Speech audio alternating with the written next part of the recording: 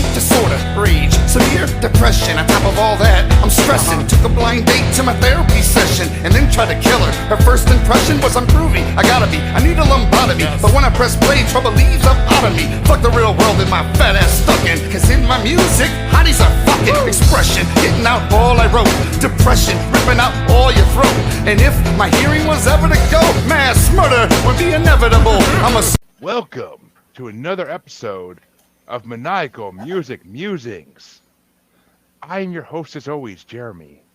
And let me just say, I want my tears back, goddammit. I am here to sing a song of myself. And I'll just say, I got a body, but I got a machine head as well attached to it. And it's the little things that matter to me.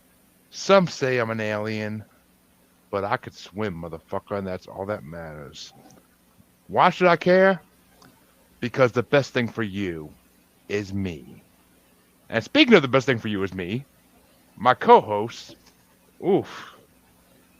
he's here for his last ride of the day. He loves to tell his scare tales, and it's all about his glycerin, and he'll string along with you for the whole ride. He's got his crow, his owl, and his dove as he sits on his ghost river all day telling the kids his story time. Motherfucking Chancy Grife! Making it sound like I'm on fucking some type of registry telling children stories and shit. Fucking got me all the way fucked up. Like, wait, what? I'm telling you what?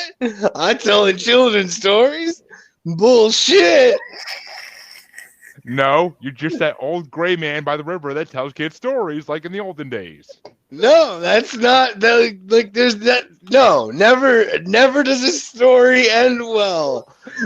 From anyone's childhood where there was a strange man by a fucking river. No, that's therapy right there. All right, that's shit some motherfucker shares in therapy 30 years later, trying to figure out why he's going through a midlife crisis.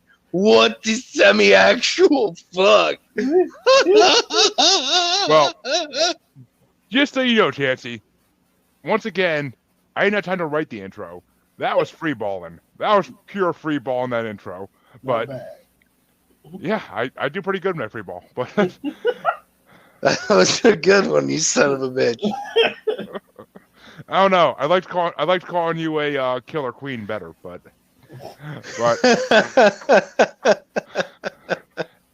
and I do like talking about you dancing in the dark a little better as well. But welcome back, audience.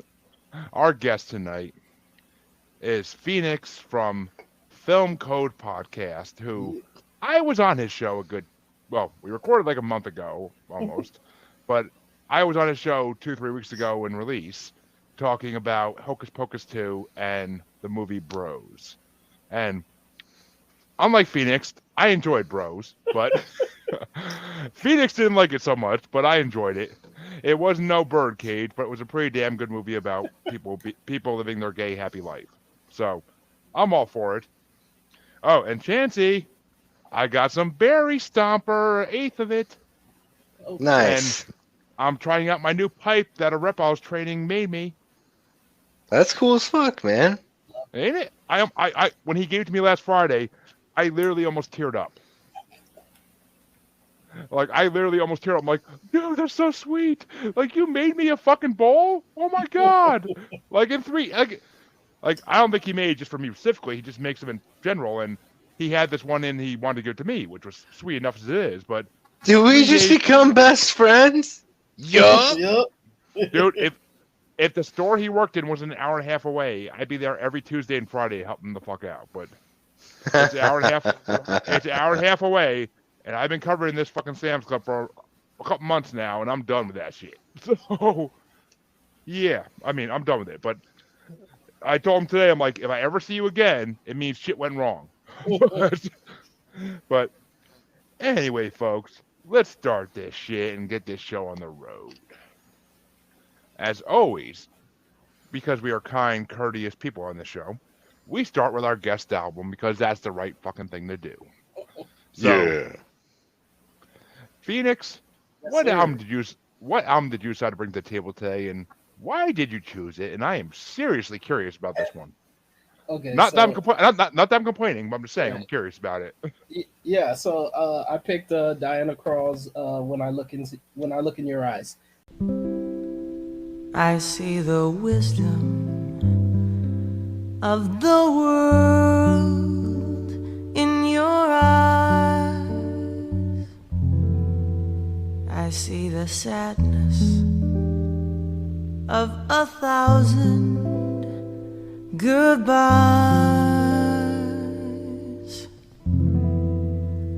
When I look in your eyes. It's a jazz album.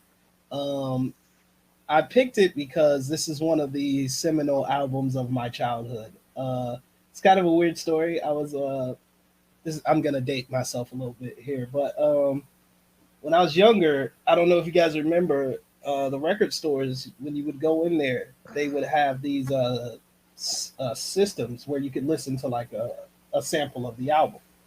Yeah. I bring that up every fucking episode almost when I'm talking about CDs I listened to as a kid. So yeah. Yeah. So like I was in a record store. I was like, I was in the mood for something different, whatever. I somehow stumbled into the jazz section. I guess it was just one of those days.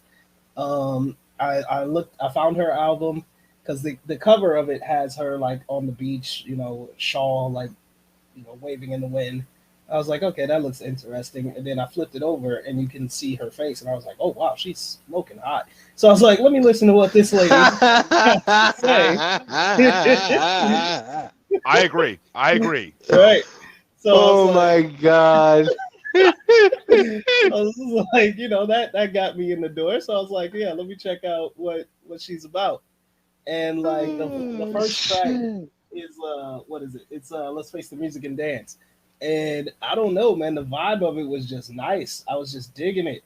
And then next thing I know, like I guess like for other albums, especially like newer releases, they would only let you listen to like 30 seconds of the song. But Right. like for an album that like, wasn't really, probably wasn't flying off the shelves or whatever, you could listen to the full thing. I listened to this entire album in the store. Like I was like, okay, this is my ish. I dig it. I can't remember how old I was, but like I know I didn't have any money. So like You was listening to the whole thing. right, exactly. So I listened to the whole thing, but I couldn't buy it. And so like the next time I went out to the mall with like my grandmother or whatever, because she had all the money, I was like, we went past the record store. I was like, can you please buy this album for me? And she said no, which made me really freaking mad because I was like, I could have asked for NWA. I could have asked for, some hardcore death metal or something like that. And I was like, I'm asking for a jazz album. You can't get me a jazz album? So I begged and cried and pouted until she eventually gave in and got it for me. So I was like, loved her forever. And I just listened to it. I wore this album out. This is one of my all-time favorite jazz albums. So it's kind of sentimental for me. Which, all right, Chancy, you want to give your review first, or me? Wow, just fuck that up. Why don't you go ahead, buddy? I am Oh, very curious to see what you guys thought of this one. That doesn't spell well for you, Phoenix. I'm just saying, but but let's just say I literally for the last 50 minutes of my ride home, I listened to this CD, and I mean I previewed a few tracks the other day to try to find a CD that matches it, which we'll get to that. But but I mean I just listening to the CD, I'm like, all right, you know what? If I was at my local cigar bar, which I haven't been to in years, but I used to love going to, and I'll sit in my cigar bar smoking a nice acid or a nice Romeo y Julieto, and I'll sip it on a glass of whiskey. Right. This is something I would love to have on the background. It really is. Like this CD is actually fucking good. Like I can dig jazz. I got taste, but I can respect it. And I mean, it's not something you're going to hear me driving my car every fucking day listening to. That's for damn sure. Obviously, that. I mean, if I blast this down some of the streets I go down, like I'd be getting shot. But I mean, it was a good CD. Her voice is so melodic and so just perfect for jazz. And I mean, I can respect it. It was a good choice, and it introduced me to something new. And the fact that it came out in 1999 and I never heard of her blew my fucking mind, because I've heard of most people that came out in the 90s through somebody at some point. But Diana Krall, I never heard of. And I was like, you know what? I kind of want to check out her other stuff, because she has like 10 other CDs, 15 other CDs that are out. I saw on Spotify. So, I mean, it's interesting, and I could definitely dig it. I mean, it's definitely good for like a freaking night when you're just outside smoking a cigarette and like you just want to listen to something. I'd put this on in a second. Yeah. So, and all in all, I can't hate on it. It's better than the jazz that Chancy's made me listen to. So, if you don't, I was gonna say, I don't even think I've ever made you listen to jazz. Okay, I'm sorry. Blues and jazz run together for me, but I'm talking about Sunhouse. Yeah, blues and jazz are totally different, man. Two different styles, yes, a little bit. Two whole ass different things. Well, I will say this jazz was very sad, a lot of it, and that's why it reminded me of Sunhouse. Nice. But I can't complain. I liked the CD, and I was very happy with it. But Chancy, you wanted to go last, and God help Phoenix for this, I'm sure. But let's hear it.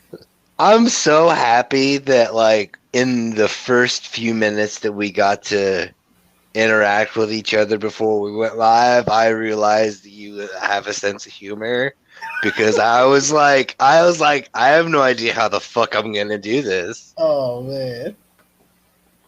But here we go. Okay, so seriously, like, at any point throughout listening to this album, I kept waiting to get hit on by fucking Humphrey Bogart. All right,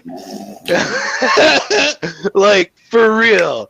Like, on some songs, I think that fucking Frank Sinatra forced himself on Sammy Davis Jr. and their love child spawned this fucking album. I'm like, what fucking year is this? Do I have to sign up for the draft? Did I miss the boat to go to the war? What the fuck happened to me? Oh. That's not all. That's what but no, seriously, I'll end on a positive thing, because I was like, I gotta roast the fuck out. Like, I've been in a funk. I usually roast everybody's shit, so like, He does, trust me. I do. Even my own album. Like, I don't just do the guest or just Jeremy or anything like that. But on a positive note, it is actually it's something that I had heard. It introduced me to a new style of jazz. Yeah. Because I'm used to your traditional jazz, you know, like, I'm not a big fan of jazz, so I can't really name off a whole bunch. Like, I mean, Miles Davis might be the most famous jazz person I can think of off the top of my head. Well, I mean, we're supposed to be doing a Stevie Wonder bracket soon, and that's pretty. Stevie Wonder, I consider jazz in a lot of his music. I always considered him more R&B. More R&B, yeah. It depends on what songs you're listening to, really. Yeah, he has like jazz songs, but I wouldn't call them jazz. I mean, he technically started as a jazz artist, I believe. I mean, what was jazz back then? Yeah, I think what was jazz back then? Yes, but I mean, like, Stevie Wonder also came up during the like age of doo-wop, so like there's a lot of Yeah, there is. I mean, like all the greats back then, he went through the different genres as he needed to suit certain times. Yeah. But I mean, I think of Dave Matthews Band, I think of jazz too a little bit, because a lot of their music. If you listen to Crash and you tell me that's not jazz, I don't know what to tell you. But okay, hold up. Just hold on. Just because the fucking drummer uses the whisks on the snare drum, that doesn't make it jazz, dude. The saxophone does. Oh, is that what it is? Oh my god. I mean, that was my first intro to jazz, really, of any kind. Was Dave Matthews Band Crash, and like, that is jazz rock. That is jazz rock, but it's jazz. I'll give it to you. Like, that's fair enough. It's kind of like ska, so that's cool. I wouldn't call that album ska. Other albums. No. I was comparing your blending of genres to the blending of genres that made ska. All right, I get that. That makes sense. It's funny. Oh, sorry. I was just gonna say, don't get me wrong. I love some ska. I mean, I like Cottonmouth Kings rock, so that's ska. But like, yeah, what's funny is much like you guys, this was my first introduction to jazz as well. Like, this is the first jazz album I'd ever heard, and it's what turned me on to jazz. So it's how I discovered, Miles Davis and Al Jarreau and all of these other amazing artists. So like, yeah, like I dug it. I had a fact about it too. Like, so this album was nominated for Album of the Year in the 2000 Grammys. It was the first jazz album to be nominated for Album of the Year in 25 years. So so that speaks to how incredible it really was for a lot of people at that time. Sounded like some shit you'd hear in Fallout. yeah, I could see that. But Yeah. I mean, I Yeah. Chancy, I kind of lied. My first introduction to jazz technically would have been Lisa Simpson and Bleeding Gums Murphy. That was my first real introduction to jazz and blues. So, Oh man. but I guess I'd have to say my first introduction would have been like Louis Armstrong and Miles Davis. I heard all that in music class eventually. But I mean, I was watching Simpsons when I was like 5. So, I mean, Bleeding Gums Murphy came first. But rest in peace, buddy. But all right. Well, Phoenix, what are your top 5? And you can also throw in first any honorable mentions you may have. Okay, so like I said, I love this album, like top to bottom. Could listen to it on repeat, which I have. But if I had to pick 5, so my honorable mentions would be the title song, When I Look in Your Eyes. I think that's a really great one. I Can't Give You Anything But Love.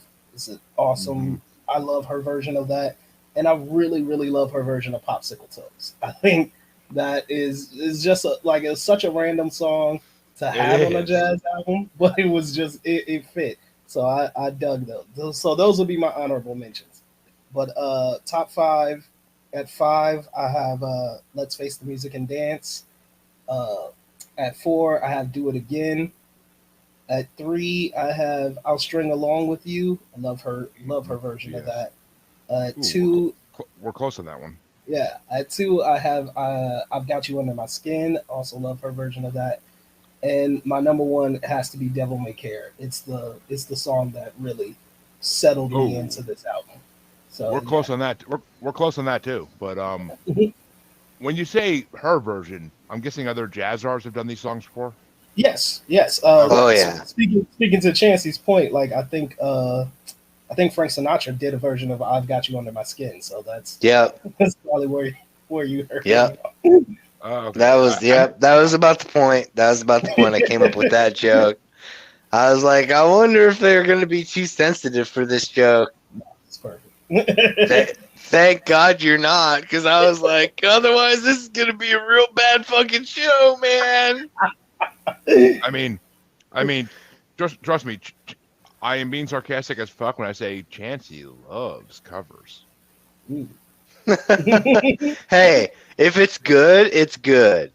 Like I'm okay with something if it's good, but like it's got to really be good. Or I have to actually like it in the first place. Otherwise, I don't really care. Well, I mean, I'm not gonna lie. A couple episodes ago, we did a version of the Immigrant Song done by an album I brought to the table, and Chancy actually didn't hate on it too bad. No, it wasn't too terrible. I've heard worse covers of it, which kind of staved its ass. But yeah, our guest also really liked it too, so I'm not complaining. But right. All right, well, my top 5 is next, and I actually have 2 honorable mentions as well because it was a damn good CD and I enjoyed it. And her voice, man, oh my god, that voice! I listened to for ages. Like Very sultry voice. I love it. It's kind of like the artist, the 3 different singers who have been in the band I introduced for this episode. well, not introduced because they've been here. This is their third time on the show, but still. They match with so many great artists. When I have no one else to go to, there's a Nightwish CD that will match somehow. I know there always is, and it works. But my first honorable mention was "Let's Fall in Love," because that just reminds me of so many. It reminded me of my wife. It reminded me of so many of my exes. Like that, just that feeling when you first meet a girl and you're like starting to fall for her, like that. And I'm just gonna say, all these freaking songs mostly remind me of like '90s rom-coms because I can see these. I can see. Did I steal your joke, Chancy? But No. No, but That's you, I bud. could totally see that. Now I'm thinking of rom-coms that would work for it. like I could totally see In the dating like the date montage, you hear Yeah. one of Yeah. these songs in the background. I mean, Absolutely. I could totally hear "Let's Fall in Love" playing in "You've Got Mail" and like a bunch of other not rom-coms from the '90s. When Harry Met Sally. I can't see it in that one really. Maybe at some points, but I can't really see it in that one. Other songs in this, yes, I can see in that. Yeah. But my other honorable mention was "Popsicle Toes," and it was in my top 5 at one point because that song is just so. I mean, I get it. It's probably about like hanging out on a cold day and you're outside, but I mean, it's just a random ass song, and it was good. It was good. I mean, I enjoyed it, and I will say a lot of these, it's the freaking drums in the song. Like I was a percussionist for 3 years in middle school band. I would have to get my lunch period in high school to take band, and I was like, fuck that. But I'm like, I'm a fat motherfucker. I like to eat, but I will. But yeah, I mean, it reminds me of like a lot of stuff I did in band with that drum. But my number 5 was "Pick Yourself Up," Nice. because I could have seen that being a song I could have used a lot of points in my life, and it would have been like probably a great theme song at that point. But I mean, we'll get to my theme songs when we get to my album, trust me. But number 4 was "I'll String Along with You," Nice. because I get that. I get like I don't like "I'll String Along with You" because that's all I have time to do. Like I kind of get that. Like that makes sense to me. I mean, I wanted to date girls but couldn't because I just didn't have the time with working all the jobs I did. My number 3, and motherfuckers gonna be like, "Oh, that's Jeremy again," but number 3 is "The Best Thing for You" because I say to my wife all the time, the best thing for you is me. Like especially when I'm trying to get her in bed. So it's always like the best thing for you is me. Let's go. Come on. But Hey, whatever works. it doesn't work. But I'm just saying that's why. But number 2, and this was my number 1 for a long time until I got to a little further down to like the last song. But number 2 is "Devil May Care," because that's been my attitude for most of my life. I believe that you are fated to die at a certain point in life, at a time or place, and it's going to happen no matter what the fuck you do in life. So, "Devil May Care" was my attitude towards life, and that song just hit me so hard. Nice. I mean, I've heard similar heavy metal songs like that, but this one just hit. I mean, it's like I could like this is one of the ones I could definitely see myself in a cigar bar listening to, being like, Yeah. give me another whiskey on the rocks. But my number 1, which is literally the last song on the album, and it's the last song I heard before getting home tonight, was "Why Should I Care?" That hit me like a fucking brick through my windshield in my face while I was driving. I was like, oh, like it brought up so many girls like that. Like when I'm trying to convince myself after we break up that like, why should I care? Why should I care that we broke up? Like when I'm trying to convince myself of that, that song just hit me because I could feel that like so hard. Like so many girls I thought would be the one, and then like they break up with me, and I'm trying to convince myself for like a month afterwards, like why should I give a fuck? And that song was just basically perfect. And I wish I had this fucking 10, 15 years ago. But Exactly. yeah, I mean, I should have gotten into jazz. Fuck. I was too busy getting into being a juggalo and just loving that life. So Not bad. But yeah, we did ICP a few weeks ago on the show, but and about couple months ago as well. But it's funny because that was actually once Chancy, once me, so it worked. But Chancy, what are your top 5 and honorable mentions, if any? Well, I had one honorable mention, and that was Devil May Care. Wow. It was, kind of it was hard for me to kind of put it on the list, but I was like, fuck it, I can't leave it off. But number 5 is Popsicle Toes. Yeah. Number 4 is I Can't Give You Anything But Love. Number 3 is Why Should I Care? Number 2 is I'll String Along With You. And number 1 was Pick Yourself Up. Nice. See, me and Chancy's list is like had all the same songs, just in completely different order. Right. So I think we're only off by like one song, but still. Nice. All right. I mean, nice that different songs resonated with everybody. I like that. Yeah, I mean it's I mean that's the way it pretty much goes for this show all the time. Is me and Chancy like have opposite lists completely, but we're two different people and we're similar in a lot of ways, but we have our differences and that's where it shows. But yeah, Chancy,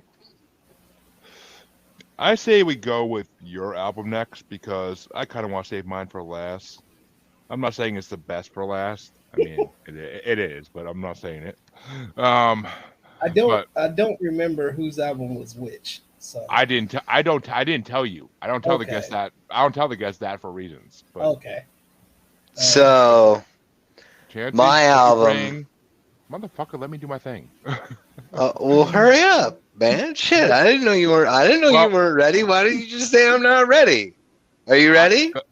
Let me give my fucking line as always. Chancy, why did you bring the table and why did you want to bring it? I chose Bush's 16 Stone. I'm sinking, must be for real, 'cause now I can feel I didn't mind. It's not my kind, it's not my time to wonder why everything gone white and everything's gray. Now you're here, now you're away. I don't want this, remember that, I'll never forget. Because I was like 9 when that came out, and I'd heard listen to a lot of radio. I'd hear it on the radio and hear all types of other crazy stuff. Like it was right before I started going on my deep dives. Because like in '98, I got one of them Gateway 98 computers and that fucking dial-up fucking screaming death, dying. It literally sounds like someone's being murdered, so you can connect to the internet. And and fucking honestly, like there were so many good songs off of that album. I was actually kind of desperate to try and find something because I couldn't. I was like, I don't know who the fuck's coming on the show. I don't know what kind of personality this person has. I don't know. I don't know shit about fuck. So I got to figure it the fuck out. Because normally I just hit shuffle and then whatever came up, came up. But I hit shuffle and fucking Cannibal Corpse came up and I was like, not this time. Not this time. Hold on. Maybe like if I know who the fuck it is. So I started swiping. Like I started from like the most recent and just started going down and came across one of the songs off of 16 Stone and I was like, all right, that's actually not terrible. Based off of the trend of history on Jeremy's picks, I'll probably pick the best out of the 3 already.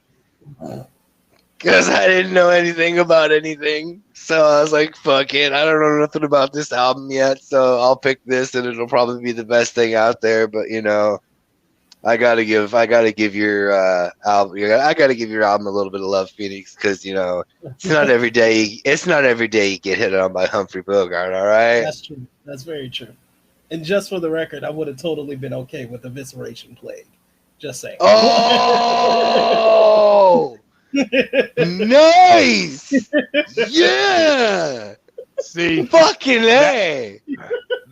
that's the message I unsent like yesterday, the day before, because I asked you I'm like, what music styles do you like, and which ones do you refuse to listen to? Like, because like I was having a hard time thinking of a band to match with a CD to match with yours, and I mean, but as I thought about it like 5 minutes later, and it finally came to me because I'll explain why in a minute. But so I was like, all right, unsend that message, and here's our albums. Thank you. But I mean, yeah. Yeah, I'm pretty wide open. I'm pretty wide open when it comes to my music taste. So, yeah. Yeah, me too. Except for like polka. I fucking hate polka. Same. There we go. Yes. That's the one. That's where I draw the line right there. Unless it's Weird Al. That's valid. Weird Al gets a pass. He gets a pass. One pass. Oh, he gets all the passes. He's fucking amazing. But no, I mean like only one pass, and it's just for him. Yeah. Well, Chancy, does that conclude your monologue? Yeah. I think that was. I think it was good enough. I don't know. It was. But Phoenix, as our guest, you get to give your review next of Chancy's album. Oh, okay. Well, much like Chancy said in the beginning, I'm also really happy that you have a sense of humor. Oh. Because this was a little bit torturous to sit through. Knee slapping funny. Knee slappingly funny. I like the only song I've ever heard from Bush is Glycerin. And so yeah. So I was very You never heard excited. Machine You never heard Machine Head? Not until today. Oh my god. They used to play that in the radio and MTV constantly. Literally never heard it. But they played it back then, yeah. So I was very excited to listen to this album because I love Glycerin. That's a great song. And I wanted to hear more Bush. And yeah, there's a few on here that's not bad. But this feels very much like if I had bought Tag Team's album back in the day, you know what I'm saying? Just for very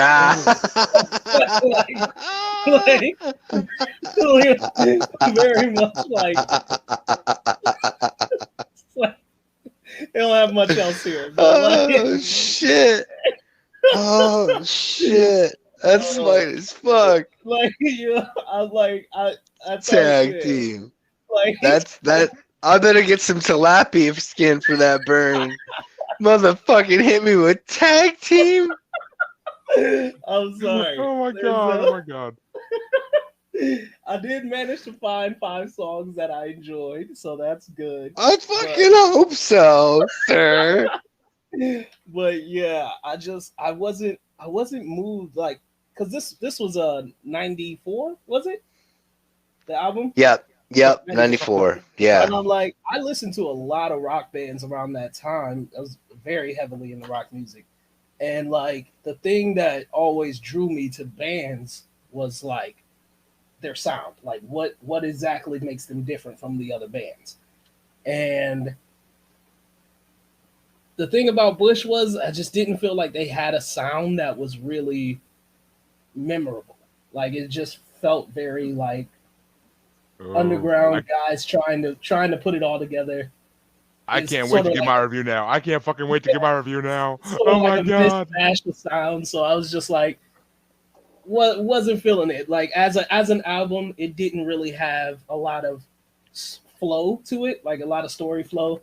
So I was just I was left kind of cold with it. But like I said, I did find 5 songs that I enjoyed. So there's that. All right. Well, you'll get to give your top 5 in a few minutes here, but now, hello. Generic 90s rock band looking to sound like Nirvana but not getting close? Yeah, this is Bush. I didn't want to say it, but yeah. I mean, and it's actually funny because after the city got over, it went to a Nirvana song. But That's mine went to the Wallflowers, so yeah. no, for me, yours just went back to the first song on the CD. Nice. But I mean, the title track. But I mean, it for Bush. I knew Glycerin, of course. I knew Machine Head.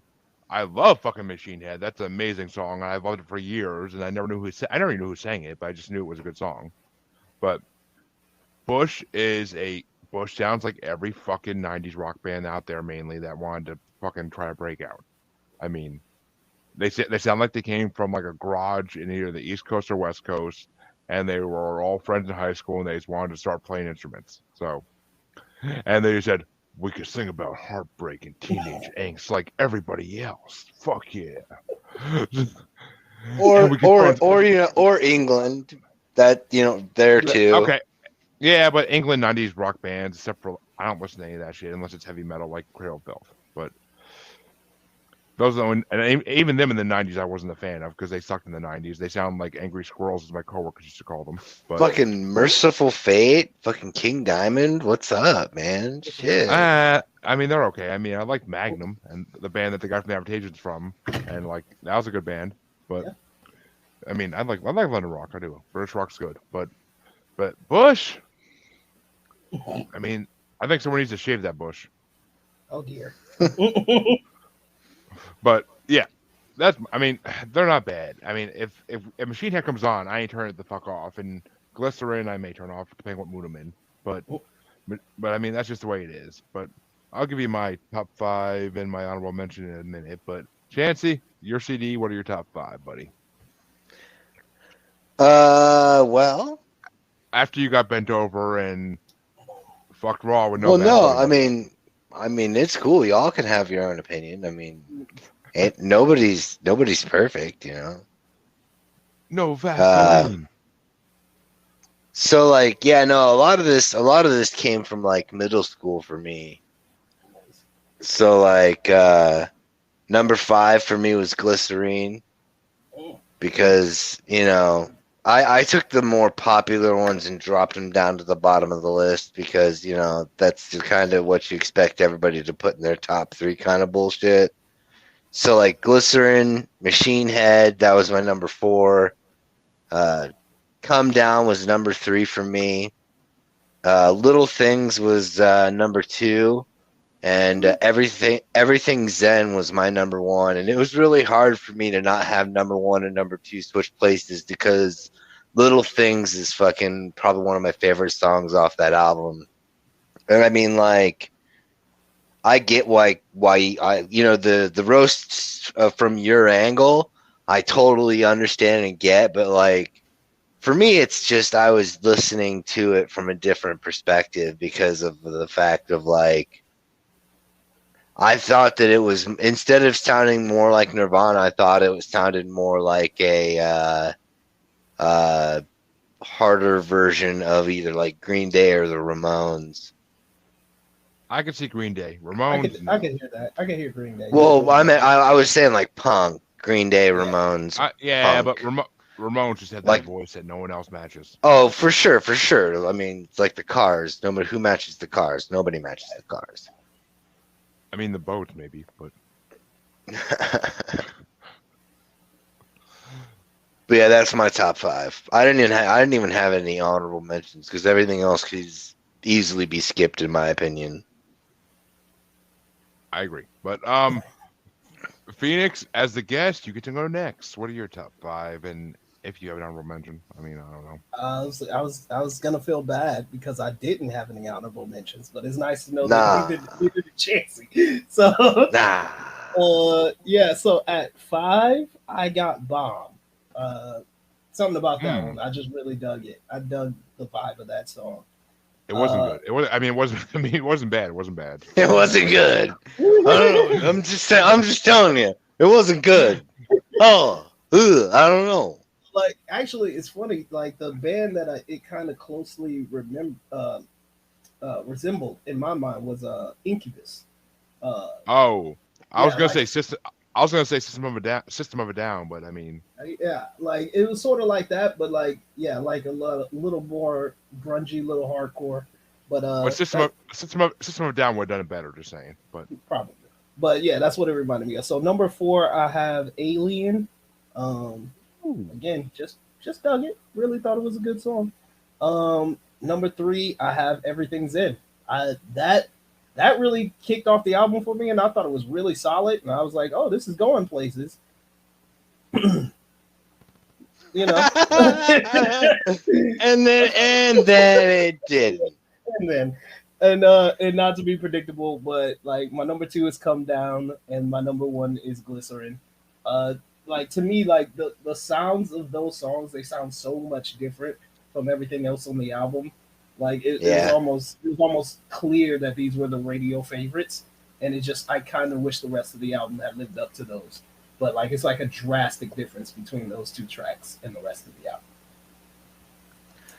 I hear Everything's In on the radio out here all the time, and I'm pretty stoked about it. Yeah. I mean, it's been almost 20 years. Almost 30 So? years. So I mean, I heard Linkin Park and Sam's Club today. I used to pray that would get put on the radio when I was a kid, like in stores. Oh no, I just meant like the radio, not like in stores and shit. I don't pay I- attention to that nonsense. I haven't listened to a radio since like 1999. But Yeah, no. It's not Pandora. No. I have no idea. no, Every now and then you got to do what you got to do. I never had to do that because I have a car that has a fucking Bluetooth, so I'm good. But it's Spotify all day with a lot of times Dog Fashion Disco headlining mixes. But Also, want to point out this album went 6 times platinum. No Right. shit. because people, Like- because all the angsty teenagers in their 90s with depression wanted their grunge I rock. mean, the 90s was a crazy time, but that's impressive, especially for this album. It That is. I impressive. mean, Bush is a world famous band. Like Yeah. I'm not gonna like slight them. Like they did their shit, but This is that I'm But- gonna cheat on Gwen Stefani music right here.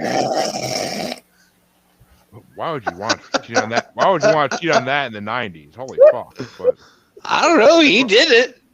Fucking dumb motherfucker. I mean, For real though, like maybe Like- she was listening Like, to you this don't- already then, but who knows? you don't go full. Like he went straight beyond full retard. Like he went like it's like Cop and a Half. Like that Burt Reynolds movie, but it's like Tard. It's like Tard and a Half. Like he went full retard and a whole half a tard on the side. Oh man.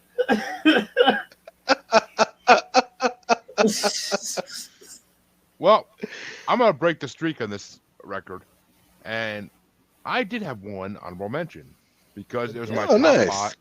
It was in my top 5, and towards the end of the album, I got pushed down to the honorable mention. So, but my honorable mention is "Swim" because I did enjoy that song. Okay. I mean, all these songs kind of sound similar, and I kept having to look at the titles of the songs just to know that something changed. But number 5 was "Alien" because I did dig that song as a paranormal lover who does a paranormal podcast. I love Alien. I like anything to do with Alien, so I did like that song. Number 4 was "Little Things" because that was actually a damn good song. Number 3 was "Body." Like I agreed a lot with that song. And I'm all about people having good body image, so I mean, "Body" is a very good song. My number 2, this is when it gets to the stuff that I knew already, but I love. Number 2 was "Glycerin" because it's a good song, but it's also one of those slow songs that if I'm having a bad day, I ain't putting fucking Glycerin on. Like I need some fucking kill people music. But give me my ICP and Twisted or my fucking Powerwolf shit on that day. Like I need to hear about wolves and vampires and werewolves killing people. So, but my number 1, which was a song I've loved since the fucking 90s, and it's like very similar to Papa Roach, but number 1's Machine Head. That whole, I thought everybody knew that fucking breathe in, breathe out, breathe in, breathe out. Like like everybody that grew up in the '90s should fucking know that song. Like when Phoenix didn't know that song, I was like, where did you fucking grow up? They played that in so many movies when we were kids. Oh, Like, it must have been all the movies I missed. and you have a fucking film podcast. I know, God right? damn it. You need to stop doing new releases and do some old movies. I know, right? I'm doing that on my other podcast. Hit me up if you ever want me to come on again. I gladly will do old movies. Absolutely.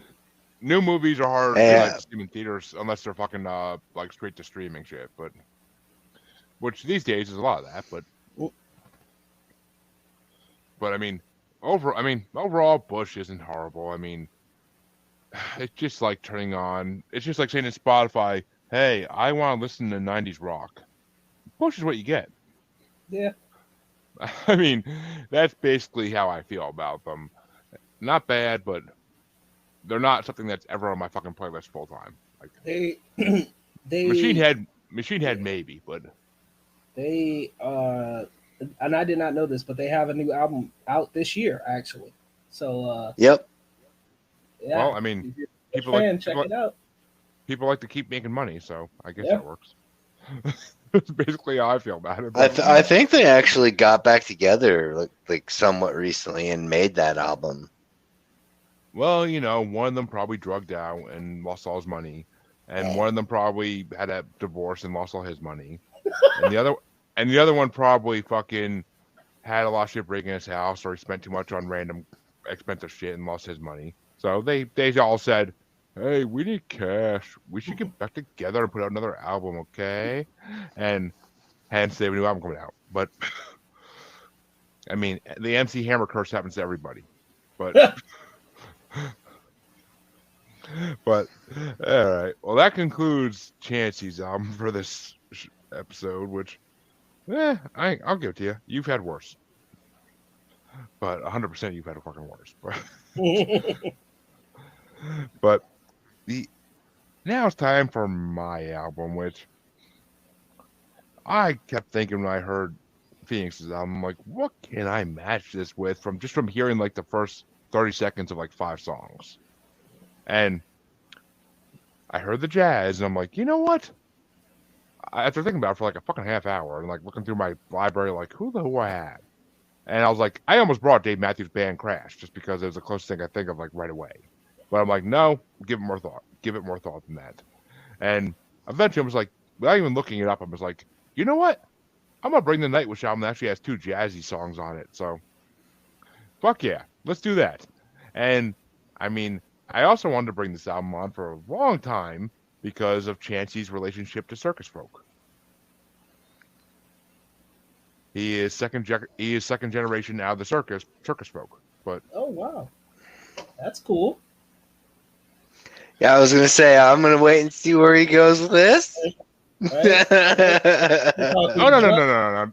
Don't get me wrong, people. Or- Chancy is true circus folk. He ain't no carny. But Nice. Yeah, there's a difference. There's a clear difference. That's like Bloods and Crips. God damn it. it really is. Like, he's not the only person that's told me that. Nice. But yeah, so I decided to bring Nightwish back on for a third time. We've done the first album I brought on was one of their newest albums. The second album I brought on was one of their oldest albums. And this album is kind of smack dab in the middle.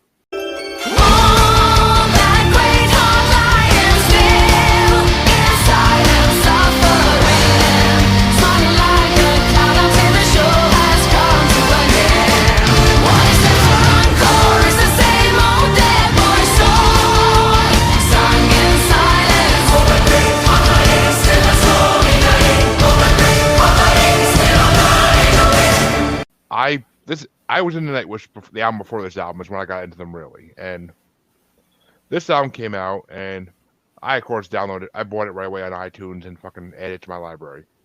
And listened to it at work for, 2011. I was doing data entry, so I just put it in my MP3 player, my Apple, what the fuck are they called again? The little like square Apple ones that are tiny as fuck.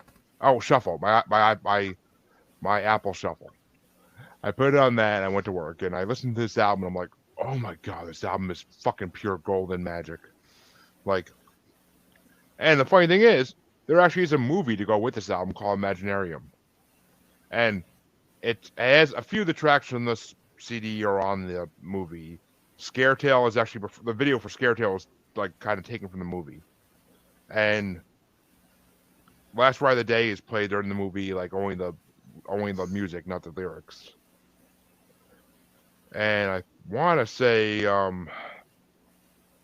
think Takatavi is too, and I can't think of what else was, but the movie's about a kid trying to find his father in like the winter with like a kind of magic snowman.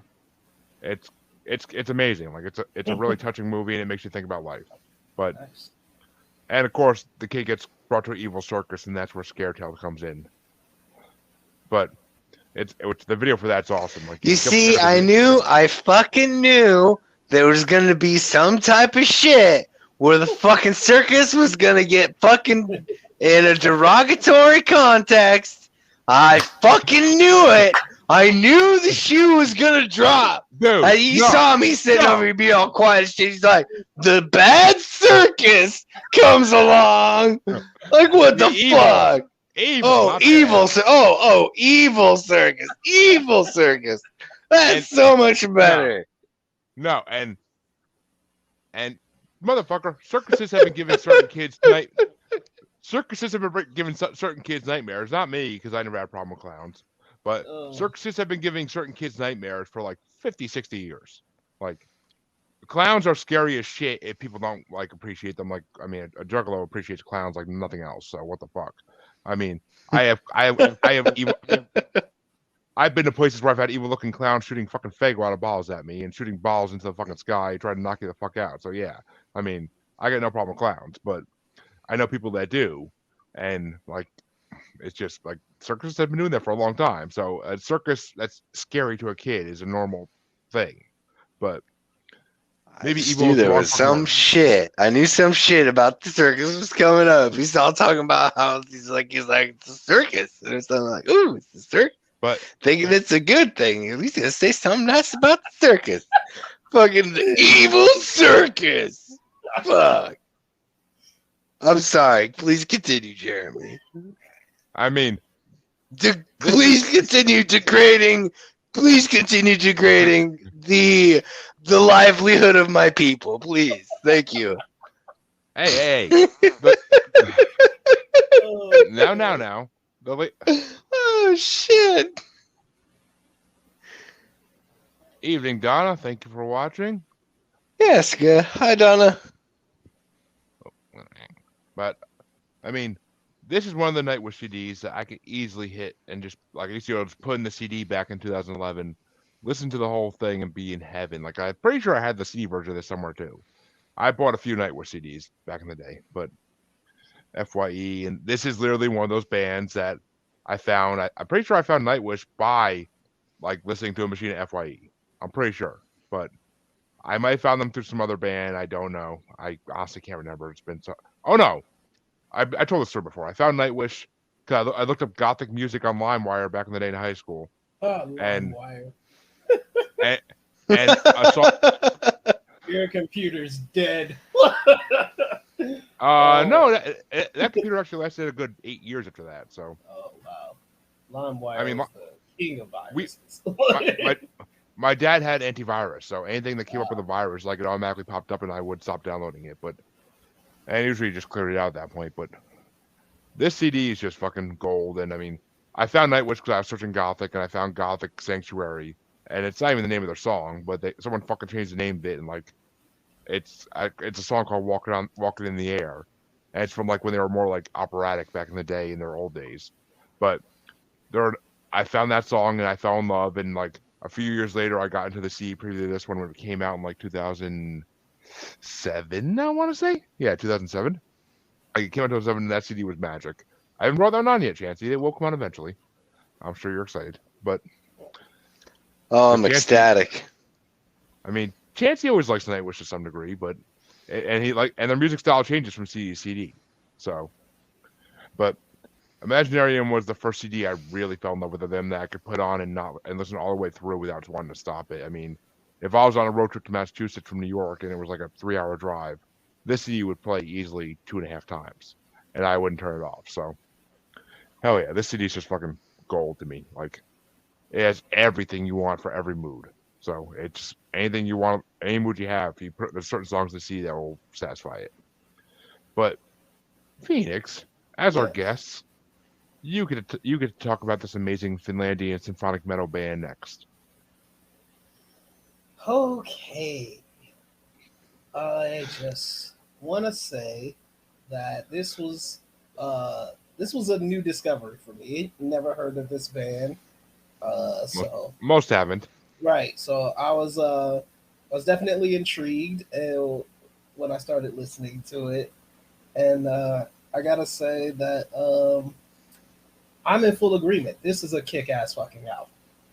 Yeah. Fuck you, Chancy. Yes. This album kicks copious amounts of ass. Copious, he says. All right. Okay. All right. I was in love. I'm mad because I just looked up that this is the last album with that singer, who I think is amazing. Like I think. Wait a minute. The female or male singer? Because I think the female singer, and it's the last album with the drummer. So I don't know what you're reading. I have not heard that. I mean, the male singer just left the album. Or maybe it was the male singer. Yeah. Marco Hietala, the male singer, just left the band after the CD, and he's done a few solo things here and there, but like he's basically retiring because it says it's their second and last album with vocalist Annette Olsen. So for this album, you mean? For this album, yeah. Okay, yeah. So Annette Olsen was the second singer in the band. Okay. And she didn't last long. She didn't last long, but she was great. Like some of my favorite songs have her voice on it. So like they got more metal when she came in the band, and now they have Flora Jansen who kind of keeps the metal thing going to a degree. So, well, I like this because I love the sound of it. It's very orchestral, very musical. Like knowing that it was based off of like this it's like a concept album. I mean, like I dug it. All of the music sort of flows, into this story. It's very sonical. Like I love it. Like I love the instruments. Like what it kind of reminded me of. I don't know if either of you saw the movie, the Eurovision movie that Will Ferrell did with Rachel McAdams. No, I never saw that. Okay, it's on Netflix. Check it out. But like they talk about the Eurovision competition that happens in Europe. Oh, and I know the movie you're talking about. I just never saw it. Okay, they actually perform at Eurovision every fucking year too. That's what I thought, because I was like, this sounds so much like a Eurovision song. Like so many of the songs, I was like, this would fit right in like with Eurovision. So like, and I love that movie. I think I've seen it like 6 times. So like that lets you know how I feel about it. But I dug the hell out of this. I thought the music was great. I thought the instruments was great. I don't know how the rest of their work is, but I am curious to check them out and add them to my library, just because I dug this so much. So I will straight up say their music style changes throughout the years, but besides their newest album, every other album is gold. So their newest album, you might like that too. But I mean, I'm not a huge fan of it. But I mean, the first 4 or 5 songs are amazing, and then they just do like instrumentals the rest of the CD, and I'm like, come on. Right. This was obviously I'm sentimental about my pick, but this was definitely a favorite of mine. So thank you for introducing me to this band. Yes. It's funny. There are a lot of people in the last 10, 15 years that I really have introduced to Nightwish. Like, there's a lot of people, and 90% of people that I introduce them to say, oh my God, they are fucking amazing. I can't wait to hear everything they did. Yeah. Like, it's just the way it goes. They're not a band that disappoints. I mean, if you go to Europe and you talk to anyone who likes metal, they know who Nightwish is. They are huge. They headline every fucking festival in Europe. Whacking Open Air, they headline that every fucking year. Like, Eurovision, like, it's just, badass. they are one of the most popular bands. Actually, that's funny because a lot of the bands I love that are metal and rock are popular in Europe, and no one in the U.S. hears them. Like it's just, I end up listening to like every symphonic metal band listed on Wikipedia, and Nice. the ones I love are like the most popular ones. But I do like some other ones too. I just never got a chance to actually. You never have a chance to listen to all the music you want to because not this day and age. But there's too much. But they're amazing. I'm glad you like them. Yes. And I know Chancy likes them, but I just want to hear what Chancy out of the 3 albums. Oh God, he's got paper. But but out of the 3 albums you listened to, what did you think of this album? All right. So, I believe, if I'm not mistaken, you earlier mentioned that our esteemed guest has a podcast about movies. Yes. So then it would be easy for me to ascertain that you've seen the movie American Beauty, correct? I have, yes. Okay.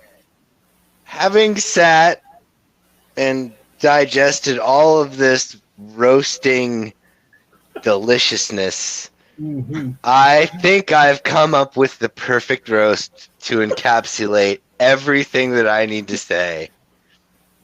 My album is the Angsty Teenager album. Your album is Diane Keaton's fucking album, where she's and Jeremy's album is fucking poor fucking Kevin Spacey trying to reconnect with his younger self and try and be cool with the young kids again and shit. Yeah, Fucking, I think I know the one line that's making you think of Kevin Spacey, but okay. No. It was just listening to the album, the episode, and just kind of thinking about it. And I was like, thinking to myself, I was like, you know what? These are the whitest albums I've ever seen on a list my whole ass life. And I was gonna like, you know what? He's either gonna get fucking pissed or he's gonna fucking laugh. And he can't even look at him. He's got his whole face covered. He's laughing his ass off. Laughing so hard his face might fucking come off his skull. Oh, Well, man. I mean, put it this way. I've seen Nightwish live once because they only come to America. They used to come to America all the time, but since COVID, they haven't really come back here that much. But they've done a lot of online concerts. But the concert is mostly white people, I will say. You don't say. Really?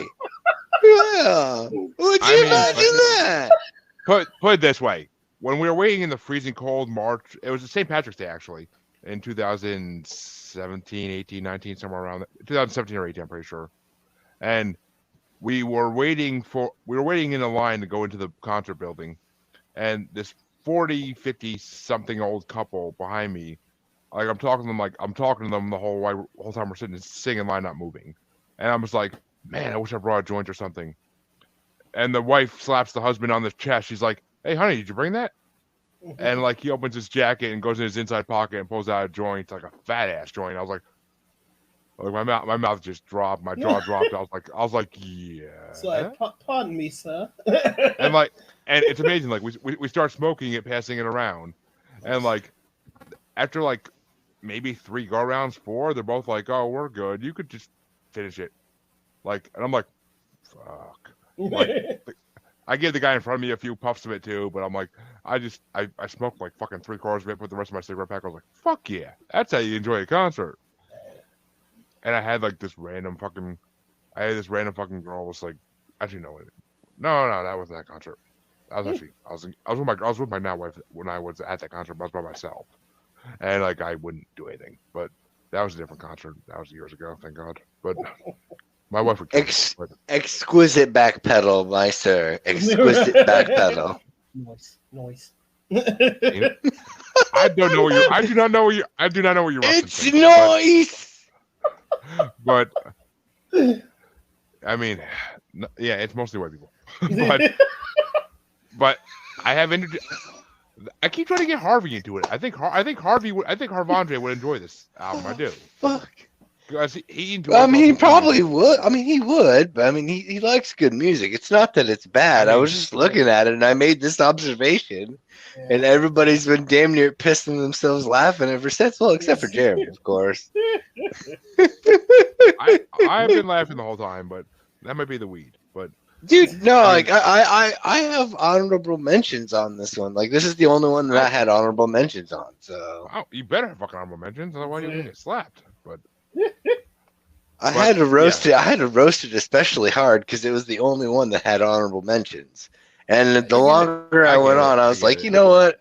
I'm gonna gather up the courage. I'm gonna pull the pin on this grenade, and we're gonna see how this fucker plays out. well, I'm glad. So, does that conclude your review, Chancy? Yeah, sure does, sure do. I'm sure you liked it a little better than the last Nightwish album, though, since this is more metal and less operatic. But, Yeah, I agree. It was definitely a lot cooler guitar riffs and shit. So yeah, I figured you would. But so I have my top 5. Plus, I have 5 honorable mentions. Jesus. I could have pulled it. It's hard. Dude, Why I could've didn't pulled it you? here You should have. Because You left out 3 songs. I left out. I did. No, 2 Yeah. songs. Two songs. 2 songs. Oh, 2 songs. Oh, I'm sorry. 2 songs. I was wrong. Which are the ones that are probably your top 2 because they're the fucking instrumental and the fucking intro. But This Chancy's like, God damn it. This had an intro? I mean, the first song was kind of an intro. There's no lyrics, but it was kind of an intro. I mean, yeah, there was lyrics. Oh, okay. He was singing. He was singing in Finnish. I got you. Yeah, I got you. But my number 10, technically, 'cause I did number them because I had to, and it's the only way I could find Right. the CD. After I listened to the CD like 1.5 times on my way to my store this morning. But I mean, my number 10 was "Turn Loose the Mermaids" because I honestly didn't realize I was missing that one.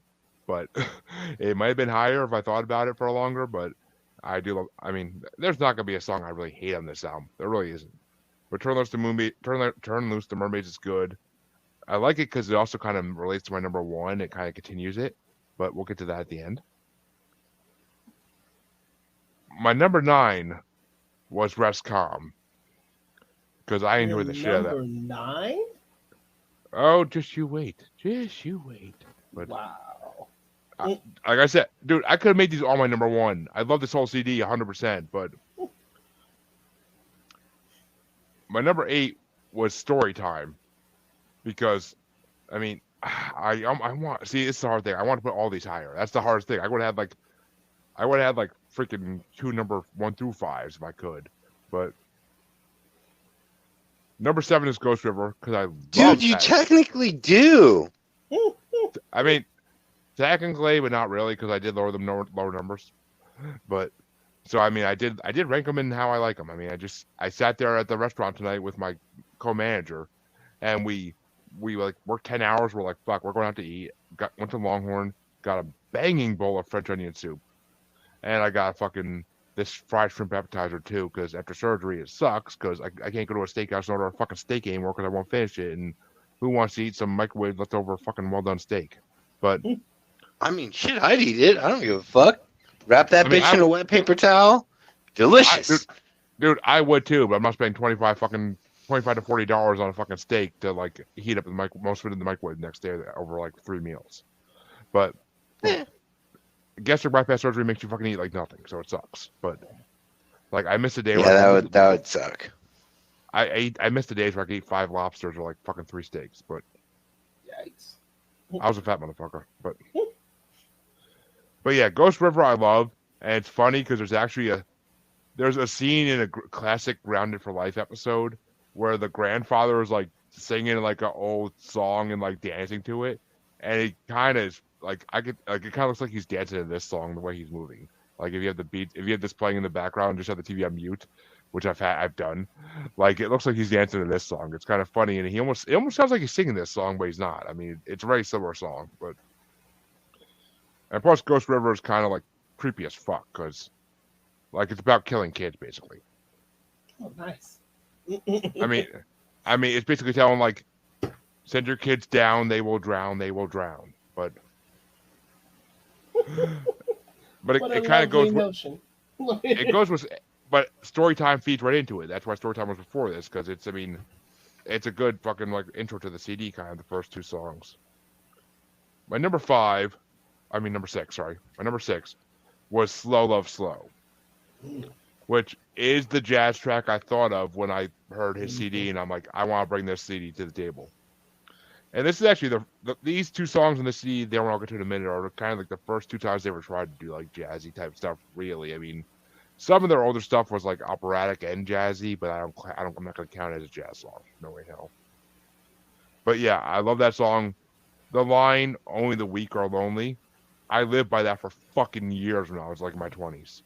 Like I convinced myself I didn't need anybody in a relationship because only the weak are lonely. Like I convinced myself of this for years. It took me a long time to get over that, but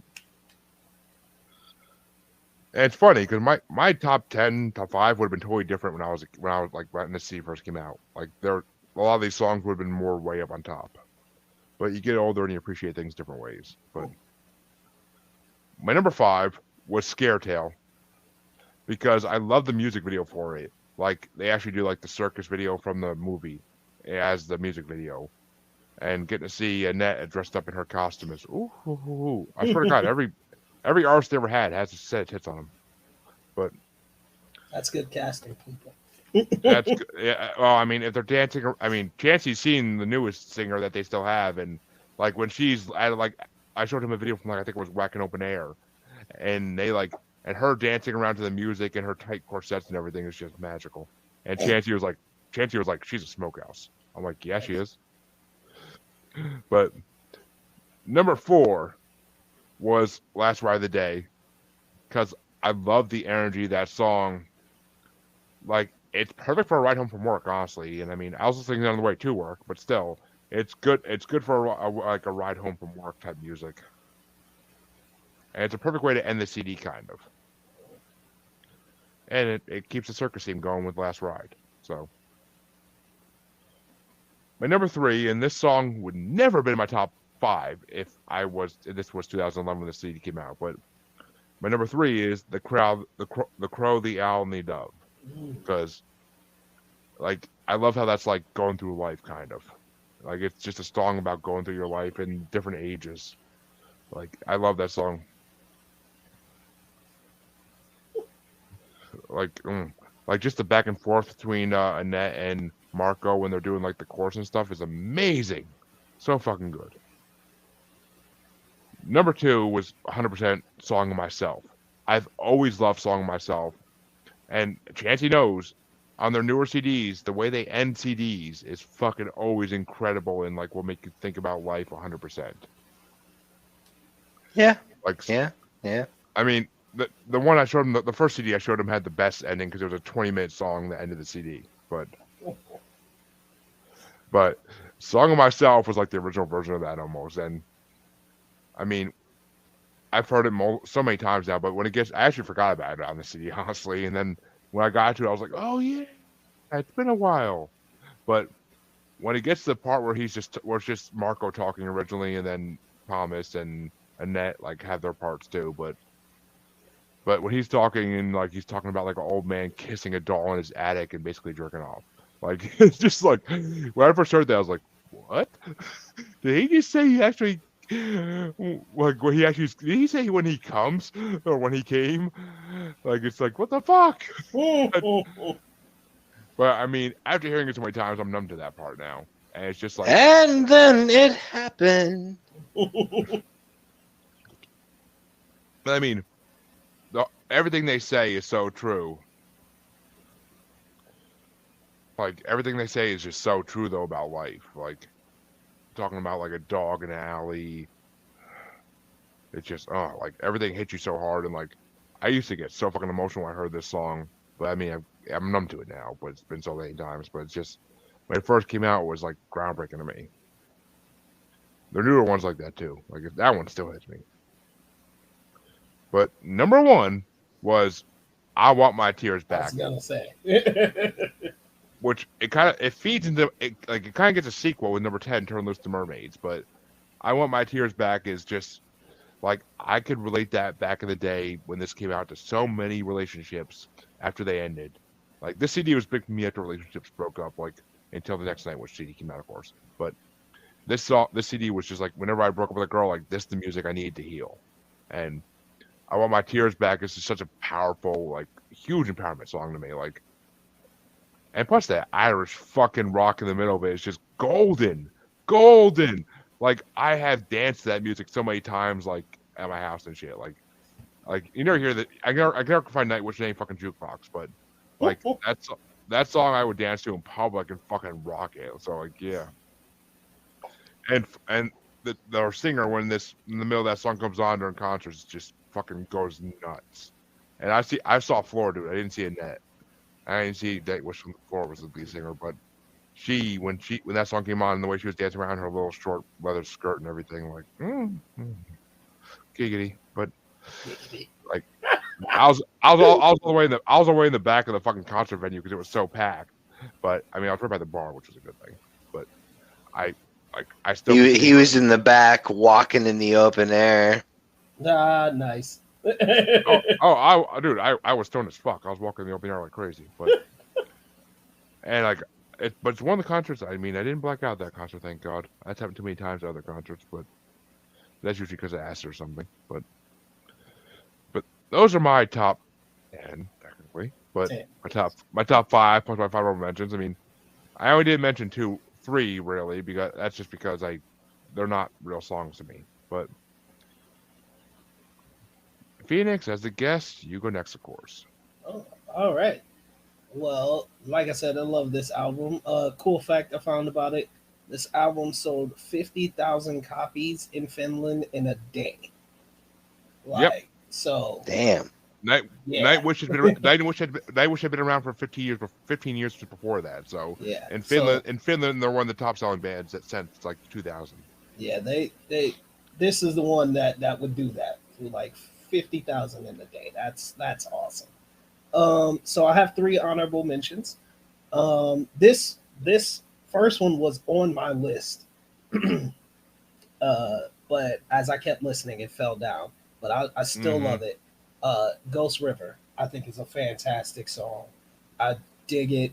I just looked up the lyrics now. They're very questionable, but still, I like the song. Told you. Yeah. And the other 2 honorable mentions I have, interestingly, are instrumentals. So, Imaginaerum, the title track, I dig it.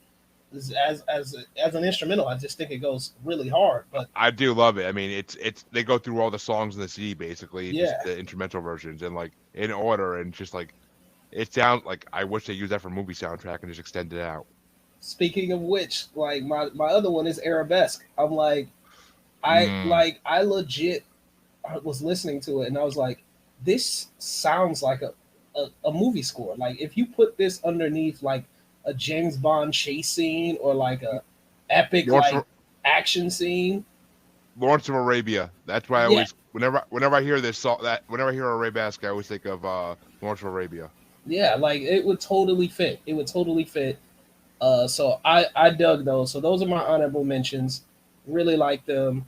So my number 5, and actually I feel like I put this too low, but but number 5 is gonna be Song of Myself. This is awesome. This is an awesome song. For it to be 13 minutes long and for me to like dig it. I love that talking moment at the end. I just think that is so cool. The melody is ridiculous. The guitar riffs are. I just dig it. I love the whole thing. Number 4 is going to be Story Time for all the same reasons you just said. That like it's just a great vibe. Music is killer. It just brings you right into the album. So I dig that. Speaking of jazz, as I was drawn to the jazz, when I heard Slow Love Slow, I was like, like it's just it comes into the album at the perfect moment, sort of like balances out the heavy rock with this smooth like jazz ballad. I love this song, Slow Love Slow. I think it goes really hard. I dig it, and it's a nice vibe from away from everything else. Surprisingly, number two is I Want My Tears Back. It like I love this song. Like it's really really good, and I just love the way it kicks in like automatically. But like it's just shy of my number one. But I dig this song. This is definitely like their most radio friendly song, I think. And it's got a great vibe to it. I dig it. But for me, the number one is Rest Calm. I should have known. Yes, I love this song. Like I wasn't even really paying attention, and then I was walking, listening to it in my headphones, and it got to that like that chant at the end, and that chant goes so freaking hard, like so hard. I was like, oh my god, and then I just had to keep replaying it. So like this is the song that I've listened to the most off this album, and I only started listening to it today. So like yeah, I dig it. Rest Calm is my easily my favorite on this album, but the whole album goes hard as hell. So that's my top five: Rest Calm, I Want My Tears Back, Slow Love Slow, Story Time, and Song of Myself. Damn, I succeeded, Chancy. I succeeded. It doesn't happen often in this show, but I fucking succeed. Actually, it happens more often than I say it does, but I succeeded. I'm good at matching albums. That's all I can say for most guests. I mean, there's been some ones where it's been like, yeah, I can't match it to you. But for most guests, I actually don't match bad. And they either love it or they just, I mean, they just like it. I kind of come somewhat count it because if they say it matched their album, then I call that a win. So, but Chancy, what were your top five and honorable mentions for this CD? 2 honorable mentions. The Crow, the Owl. Nope, just 2. The Crow, the Owl, and the Dove, and then Song of Myself. Wow. I was talking myself an honorable mention. That's my question. Number Or both 5. the songs, really, but Number 5 was Last Ride of the Day. Number 4 was I Want My Tears Back. dude. Number 3 was Scare Tale. Number 2 was Rest Calm. And my number 1 off of the album was Tai Katuk. Yep. Tai Kat. Yep. You fucking knew it. Talkatavi. Tai Katakavi. That motherfucking intro. If it's an intro or a short track in that motherfucker, it goes number 1 every time. And he even called it out earlier, and I was like, oh, okay, I get what you're saying. And then it didn't dawn on him until I started reading off all this shit, and he's got me like, I knew you knew. I knew the whole fucking time. That's why I called you out earlier, motherfucker. I knew the whole time. But no, I knew the whole fucking time. I knew. I gotta ask Chancy though. Did you like the part in Scare Tale with the ring announcer? I did. It was pretty funny. Yeah, it's good stuff. I mean, that's just Marco's amazing voice. He can change it however he wants for shit. He was in another band I gave Chancy to before called Northern Kings, Yeah. which is a cover band that does all like mainly American like big hits.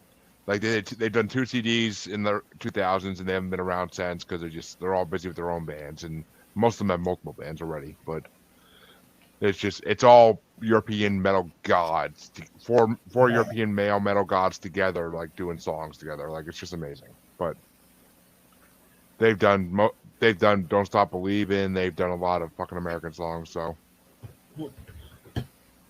but well, I had to say I'm glad my album went over pretty much the best, and the best for last. I kind of call that shit. So yeah. Score, Jeremy. But sadly, that does bring an end to this episode.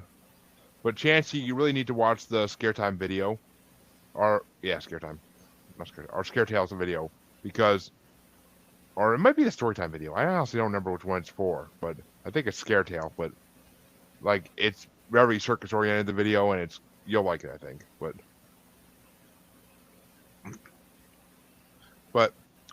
which means this episode's over, unfortunately. We will be back this Sunday night.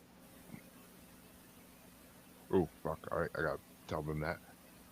We'll be back this Sunday night to do an episode with Kevin Stoner. I believe he's bringing Ween to the table, but I'm not sure yet. I believe you're correct.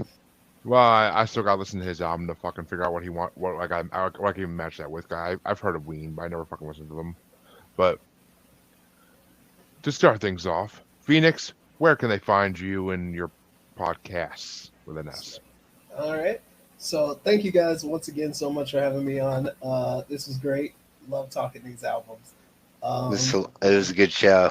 Yeah. Oh, amazing fucking show. You guys can find me on Twitter at IamHOReviews1. That's the number 1. And you can find my other podcast where I talk movies with my 2 friends at Film Code Pod. We basically break down the films of the current year leading all the way to the Oscars. Or you can check me out on my other film podcast, the In Credits podcast, that I do with my friend Nathan, where we discuss older films. So there you go. 2 different ways that you guys can hear my beautiful voice. Exactly. Same reason I have 2 shows. Right. Well, 3 or 4 technically, but yeah, whatever.